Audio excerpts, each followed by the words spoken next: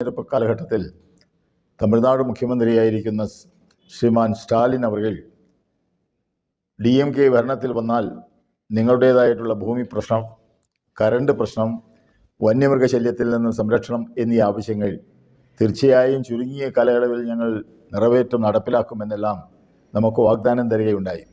ആ വാഗ്ദാനം ഇന്നുവരേക്കും നടപ്പിലാക്കാൻ യാതൊരു പരിശ്രമവും തമിഴ്നാട് സർക്കാർ എടുത്തതായിട്ട് അറിയുന്നില്ല.